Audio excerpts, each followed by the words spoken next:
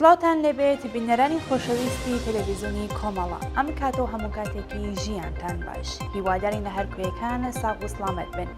ئازیزان ئەمڕۆ دووشەممە 19 پوشپەڕی 1402 هەتاوی بەرابەرە لەگەڵ 10 جولای 2023 زاینی لەگەڵ هاوڕیانی هاوکارم لە خزمەتتانداین بۆ پێشکەشکردنی گەشتی هەواڵەکانی کوردستان، ئێران و جیهان. سەرەتاش سەردێڕی چەند هەواڵ. کۆبوونەوەی بنەماڵەی دادخوازانی ئیلام لەسەر مەزاری پەیمانی یاسمی، نوێکردنەوەی پەیمان لەگەڵ ئاواتی گیانبەختکردووانی مەهاباد، ناڕەزایەتی خەڵکی پارێزگای ئیلام لە ئاست قەتعی ئاو، ئەگەری داخرانی پێتروشیمی دێلۆران و بێکاری کرێکاران، گیانە دەستانی بەندکراوێک بەهۆی ئەشکەنجە لە زیندانی ورمێ، سەپاندنی 2 ساڵ زیندان بەسەر مێرمنداڵێکی تەمەن 16 ساڵ لە مەهاباد، دەست بەسەرکردنی هاوڵاتێکی خەڵکی پیرانشار لەلایەن ڕژیمەوە، گیانە دەستانی 3 کەس لە تەقینەوەیەک لە ڕۆژئاوای کوردستان و ونبوونی 300 پەنابەر لە لێوار ئاوەکانی ئیسپانیا.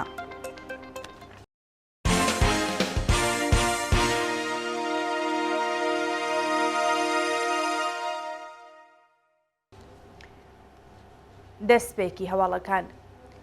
کۆبوونەوەی بنەماڵەی دادخوازانی ئیلام لەسەر مەزاری پەیمانی یاسمی. ڕۆژی یەکشەممە 18 مانگی پوشپەڕ بنەماڵەی دادخوازانی ئیلام بە کۆبوونەوە لەسەر مەزاری پەیمانی یاسمی پەیمانیان لەگەڵ ئاواتەکانی نوێ کردەوە. بە پێی راپۆرتەکان بنەماڵەی دادخوازانی ئیلام هاوڕێ لەگەڵ کۆمەڵێک لە خەڵکی ئازادیخوازی ئەو شارە بە کۆبوونەوە لەسەر مەزاری پەیمانی یاسمی وێڕای ڕێزگرتن لە یاد و بیرەوەریەکانی پەیمانیان لەگەڵ ئاواتەکانی نوێ کردەوە.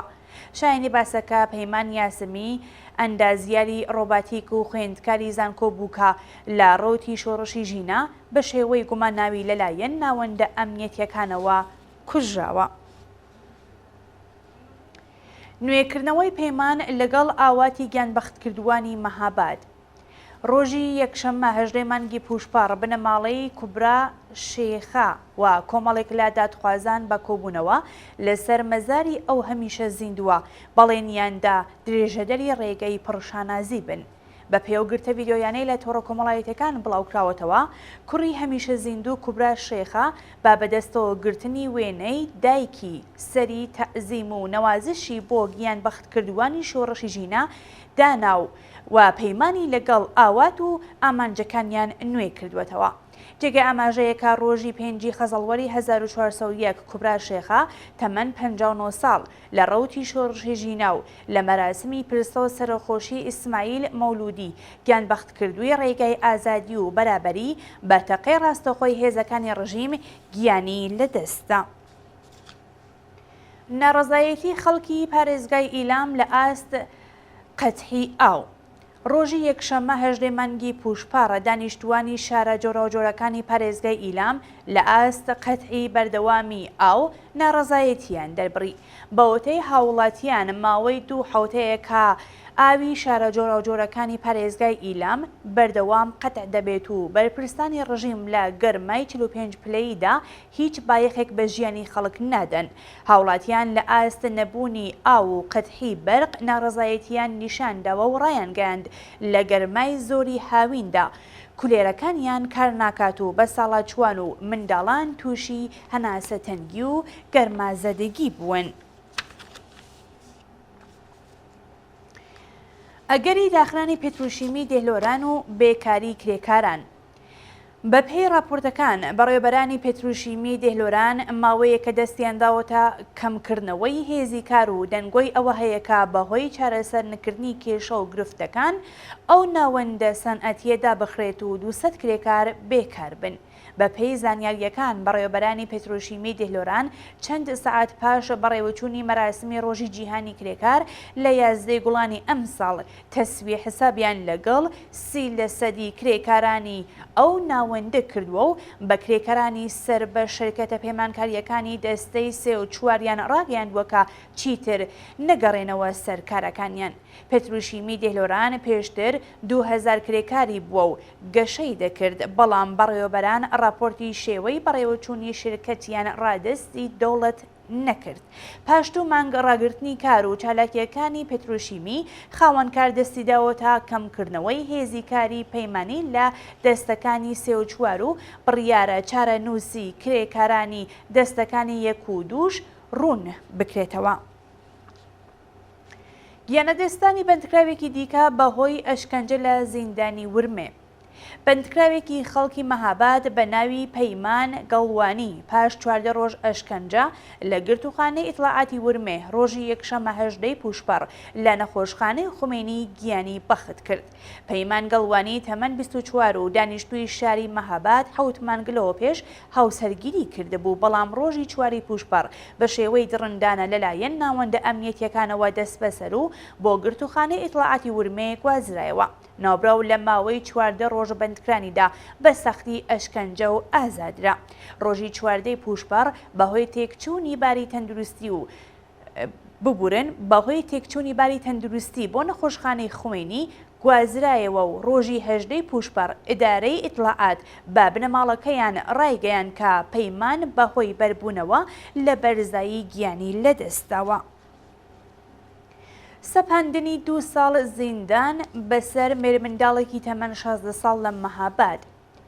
فەرهاد نەوایی مێرمنداڵی تەمەن 16 ساڵی خەڵکی گوندی ترشکانی سەربەشاری مەهاباد لەلایەن دادگای ئینقلابی ئەو شارەوە بە تۆمەتی ئیجماع و تەبانی دژ بە ئەمنیەتی وڵات بە 2 ساڵ زیندانی تەعزیری مەحکوم کراوە. بەپێی راپۆرتەکان پەیمان نەوایی ڕۆژی 27 خەزەڵوەری 1401 و لە ڕەوتی شۆڕەشی ژینە لەلایەن هێزەکانی حکوومەتەوە دەست بەسەرکرا.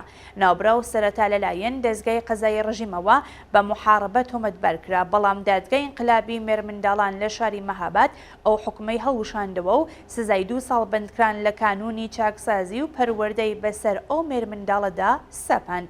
جێگەی ئاماژەیە کە فەرهاد نەوایی لە ماوەی بەندکرانیدا لە دەستڕاگەیشتن بە پارێزەر بێبەش و بنەماڵەکەی توانای دابینکردنی وەسیقەی 5 میلیاردیان بۆ ئازادکردنی نەبوو. دەست بەسەرکردنی هاوڵاتیەکی خەڵکی پیرانشار لەلایەن ڕژیمەوە. ڕۆژی شەممە 17 پوشپەڕی 1402 ئیدریس محەممەدیازەر تەمەن 30 ساڵ و خەڵکی گوندی باوەڵەی سەربەشاری پیرانشار لەلایەن هێزەکانی ئیتڵاعاتی سوپای پاسدارانەوە ڕفێنرا. بەپێی زانیاریەکان هێزەکانی ئیتڵاعاتی سوپای پاسداران لە ڕێگەی پەیوەندی تەلەفۆنی ئەو هاوڵاتیەیانی کێشاوەتە شوێنی دیاریکرا و لە وێشەوە ڕفاندویانە. ئیدریس محەممەدی ئازەر پیشەی کرێکاریە و ڕۆژی دووشەمە 18 پوشپەڕ لە پیرانشارەوە بۆ شوێنێکی نادیار گواستراوەتەوە. شایانی باسەکە هیچ زانیاریەک سەبارەت بە هۆکاری بەندکران و شوێنی ڕاگیرانی ئەو هاوڵاتیە لەبەردەستان نییە. گیانەدەستانی 3 کەس لە تەقینەوەیەک لە ڕۆژئاوای کوردستان. ڕۆژی یەکشەمە 18 مانگی پوشپەڕ بۆمبێک لە ناوەندی شاری منبج لە ڕۆژئاوای کوردستان تەقیوەتەوە و بەهۆیەوە 3 کەس گیانیانە دەستا. بەوەتەی بەرپرسانی ئێداری خۆبەڕێوەبەرایەتی ڕۆژئاوای کوردستان لێکۆڵینەوەکان سەبارەت بۆ ڕووداوە دەستی پێکردووە و هێشتا هیچ گروپێک بەرپرسیارەتی ئەو هێرشەی نەگرتووەتە ئەستۆ. شایانی باسەکە پێشتر داعش کردەوەی هاوشێوەی لە شارەکانی ڕۆژئاوای کوردستان ئەنجام داوە. برینداربوونی 9 منداڵ لە شاری بازی ئیسفەهان. ئێوارێ ڕۆژی یەکشەمە 18 مانگی پوشپەڕ بەهۆی کێشەی فەنی لە یەکێک لە کەرەستەکانی نێو شاری بازی ناژوانی ئیسفەهان 9 منداڵ بریندار بوون. بەوتەی بەرپرسانی ئورژانسی ئیسفەهان 9 منداڵی تەمەن 13 بۆ 15 ساڵ لە ڕووداوەکەی ڕۆژی ڕابردوو بە سەختی بریندار بوون کە 6 کەسیان بۆ نەخۆشخانەی زەهرا و 3 کەسیان بۆ نەخۆشخانەی کاشانی گوازراونەتەوە. کوژران و برینداربوونی 2 منداڵی بەلوچ بە تەقەی هێزەکانی ڕژیم. شەوی شەممە 17 پوشپەڕ بەهۆی دەستڕێژی گولەیی بەکرێگیراوانی ڕژیم لە شارۆچکەی جالقی سەربە شارستانی گۆڵشەن منداڵێک کوژرا و منداڵێکی دیکە بە سەختی بریندار بوو. بەپێی راپۆرتی چالاکانی بەلوچ ناسنامەی ئەو منداڵی گیانی لەدەستاوە داریوش مولازەهی تەمەن 14 ساڵ ڕاگەیەنراوە، بەڵام ناسناوەی ئەو منداڵە تەمەن 6 ساڵەی کە بریندارکراوە ڕوون نەکراوەتەوە. شایانی باسەکە لە ساڵی 1401دا 243 شارۆمەندی بەلوچ بە تەقەی هێزەکانی ڕژیم گیانیان لەدەستداوە. خۆپشاندنی ئێرانیانی دەرەوەی وڵات دژ بە کۆماری ئیسلامی. ڕۆژی یەکشەممە 18 مانگی پوشپار ئێرانیانی ئازادیخواز لە وڵاتەکانی ئاڵمان و ئۆتریش دژ بە کۆماری ئیسلامی و بۆ پشتیوانی لە بەندکراوانی سیاسی خۆپشاندنیان کرد.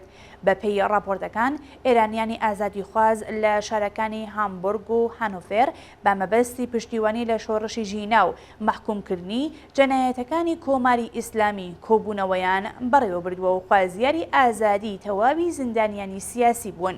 هەروەها ئێرانیان لە شاری ڤێنی ئۆتریش با کۆبوونەوە لە بەردەم پەرلەمانی ئەو وڵاتە خوازیاری کاردانەوەی توندی کۆمەڵگای جیهانی لە ئاست شەپۆلی ئێدام و سەرکوت لەلایەن کۆماری ئیسلامی و پشتیوانی لە شۆڕشی گەلانی ئێران بۆ گەیشتن بە ئازادی و بەرابەری بوون. ونبوونی 300 پەنابەر لە لێوەراوەکانی ئیسپانیا دوایین هەواڵمانە. ڕۆژی یەکشەمە 18 مانگی پوشپار 300 پەنابەری خەڵکی ئەفریقا لە نزیک دوورگەی قەناری ئیسپانیا نوقمی ئاو بوون و چارەنووسیان نادیارە. بەپێی راپۆرتی دەستگای هەواڵنەری ڕۆیتێرز دوو بەلەمی پەنابەران خەڵکی ئەفریقا 15 ڕۆژ لەوە پێش لە وڵاتی سێنێگاڵ بەڕێکەوتووە و هیچ زانیاریەک لەسەر چارەنووسیان لە بەردەستان نییە. هەروەها بەلەمێکی دیکە بە 200 سەرنشینەوە ڕۆژی 27 ژوئەنی 2023 لە نزیک دوورگەکانی قەناری سەر بە وڵاتی ئیسپانیا ون بووە و چارەنووسی سەرنشینەکانی نادیارە. بەڵێ بینەرانی خۆشەویست هەواڵەکان پێشکەشکران فەرمونبۆ بینینی درێژەی بەرنامەکانمان.